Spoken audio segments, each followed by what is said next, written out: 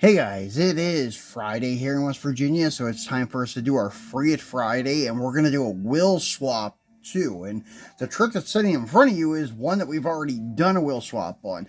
Remember when we unboxed these two guys, the Christmas ornament set a couple weeks ago, how I said I wish I could find some different wheels because the white ones just did not have enough detail. They're great looking wheels if they would have at least painted the cutouts in these wagon wheels, but they didn't, because these are the correct wheels for the 74, I think it is, Sno-Fiter, but they didn't. So they don't look so great, in my opinion. So what I did with this guy here, this is an actual just wheel swap. I didn't even swap the tires. These are the original tires. Same tires, as you can see, that are on the other one. What I did is I took these 5-slot wheels from the model kit of the red and white Adventurer and swapped them in place of the original wagon wheels. And the wagon wheels were a little bit hard to get off the tire because they have these big lips or ridges, whatever you want to call them, that keep them on the tire. The regular style M2 wheels are like this. This is the black wheels that came with the SRT, the red Adventurer model kit. As you can see, the lips on them are very, very small. They're almost not even visible. If I can get it to focus, there we are. So as you can see, compared to that one, they're huge. I guess it's because they felt that maybe these smaller lips would pull off the tire very easily. They would come on and off, but honestly, I mean, yeah, they do pull off a little easier than what the other ones would, but if you're not playing with these like a kid, or like running them up and down mountains and things like that, they're not going to come off. They're going to stay on there pretty good and look pretty good while sitting on the display table. But today, for this guy here, we're going to do a total wheel and tire swap. So that's why I put him in the thumbnail picture next to this guy here. Now, this is a cool looking Bronco for you Ford fans. Nice looking truck, SUV, whatever you want to call it.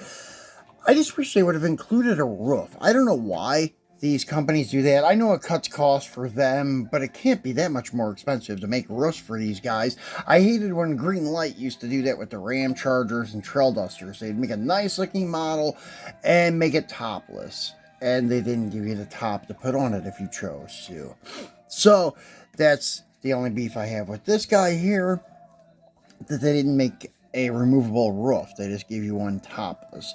So very cool box. You can see in the background it says Ford Bronco. You have some stars with stripes with Ford, blue oval there in the middle. Pretty cool. M2, Ford, and you have Ford Bronco. Ford, this is a 1976. So I'm assuming that the 60s through the 70s Bronco up until, what, 77, 78, when they changed over the body style, they kept this style for quite a while, because this style here reminds me of like the 67 Bronco from Hot Wheels. There may be a little bit different, but just the small overall body style and the boxing, this reminds me of the 67. So I guess they're the same. I'm not a Ford guy, so forgive my ignorance on these Broncos. And on the back side, you just have Ford Bronco. Same thing as on the Diecast, 1976 Ford Bronco with the Ford Blue Oval. And the bottom side, your licensing and choking hazard warnings for the kids. And somewhere it should say 14 plus. I don't see it, but usually it does say 14 plus somewhere on these. Anyways, I just wanted to do that overall view of the box and such for the Ford guys, because they will buy this and keep it intact. I'm not. So, but I am going to put wheels and tires back on it and put it up for sale. Except it's going to have the wheels and tires that originally came with the Greenlight Ram Charger. It's going to have these guys on it. It's still like decent, but these wheels and tires are going to go on my Sno-Fiter Power Wagon. So just take the dome off the box, off the platform, sorry, not the box. So yeah, I like this matte. I guess it would be a matte gray, or yeah, it's probably like a matte gray, battleship gray, whatever they call it. They put rubber bands holding the hood down on this one. I'm wondering if it's like a lift-off hood, because they usually don't do that. So let's get him unscrewed. If I can find there it is. And we'll take a look at the base and find out why they have rubber bands holding the hood down on this guy.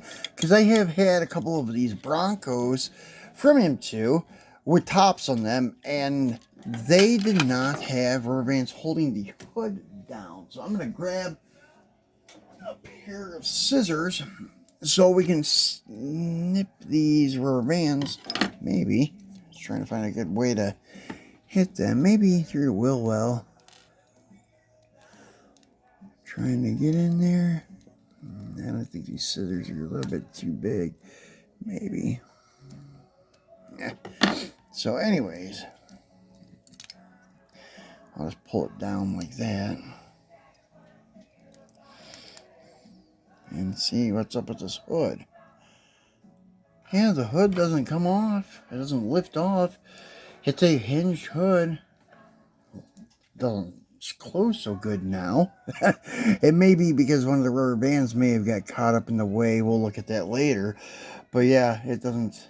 Oh, I guess it's got to slide back some, but yeah, I'm not quite getting this hood on the Bronco. I guess, okay, it is kind of a lift-off hood. That's odd. I've never seen that before. It slide it forward and out.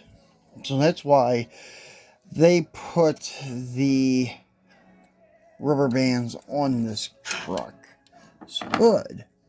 So that is kind of weird. One of them are cut. And it goes around the axle and such. So anyways, let's go ahead and take a look at the truck. So it's got a late model fuel injected engine in it, because that's definitely not the 1976 Ford engine.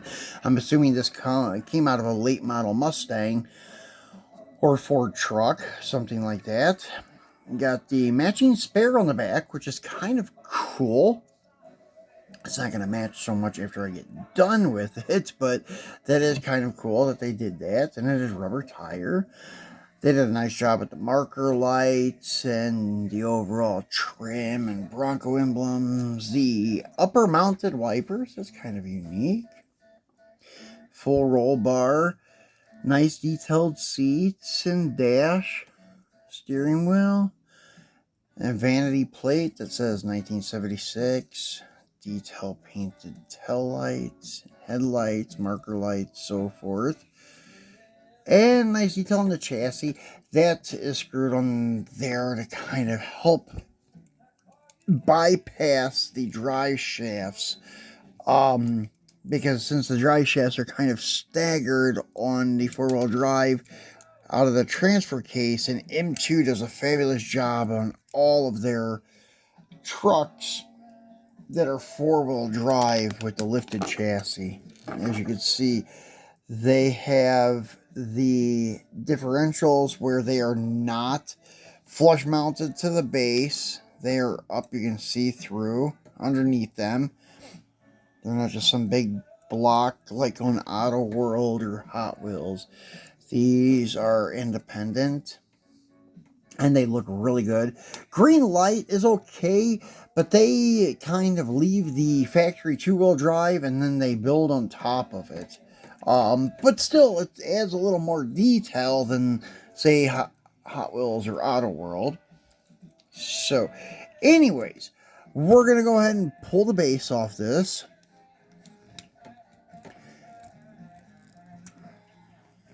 Maybe these screws are really in there on this one.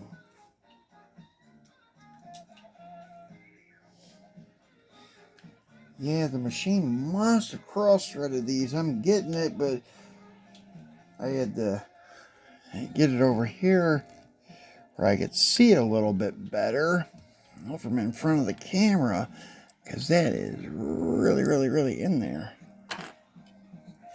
And then the back, I guess, slides in with some tabs or something, because I'm not seeing another screw. Oh, we'll take that screw all the way out and then try to get this chassis to come loose. Unless there's a screw in the center, sometimes that occurs, but I'm not seeing it, so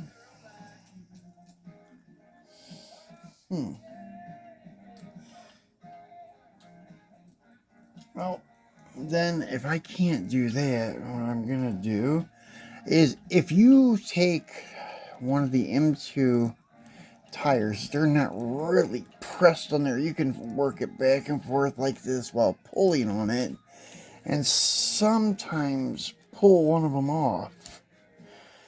This one's really pressed on there though, so it's hard to get a really good grip on them because they're enclosed in the fenders. I got one off. So then you can slide the axle out. So sometimes you don't even need to take the screws out and take the base off. As I said, you can just kind of work one of them. If you can get your fingernails in there and kind of start twisting one of them, and while you're doing that, pull a little, and then eventually you'll get one of them to come off, and then slide the axle out. So we didn't even need to take that cross-threaded screw out. So anyways, that's it with this guy, and then it will have these on here.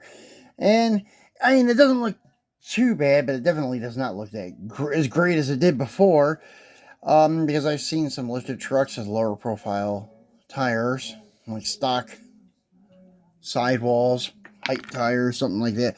But eventually that's what will be on that one. But the one that I'm focusing on right now is this truck. And this one, I am going to take the base off of, as long as it comes off okay without any issues, like the Bronco. I don't know what's holding that thing on, but I couldn't even get the front part to release where the screw was, so it's really pressed down on there. So yeah, this base is going to come off pretty nice. As you can see, it's already working nicely with me. Yeah, let's see, there he is, and there we go. Body off. And then, as I said, this is kind of, and it's pretty easy on some of them. As you can see, that just came right off. Just twist back and forth and pull a little. Do not work it back and forth like that, or you're going to bend your axle. So just work it back and forth and pull straight out.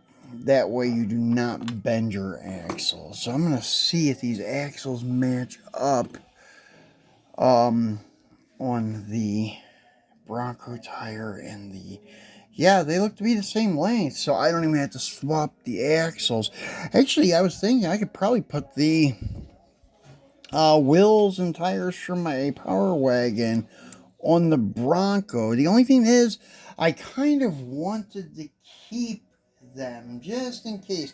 That's like even those stock wheels and tires, or the stock wheels, as you could see, for the other one I kept. So yeah, basically that's it. I got that back on, and then we'll slide the other one on there. And I'm trying to see if there's any difference between front and rear. I should have checked that before, but really, oh well, yeah, obviously they're gonna be the same. Well, that one's a hair bit shorter, but I don't know if it's gonna matter that much or not. As you can see, it's sticking through a little, but I don't know if it's going to be enough or not.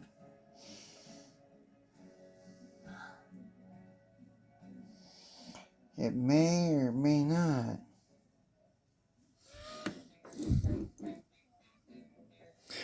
Well, they're on there. Let's put the base back on the truck and just see how it looks.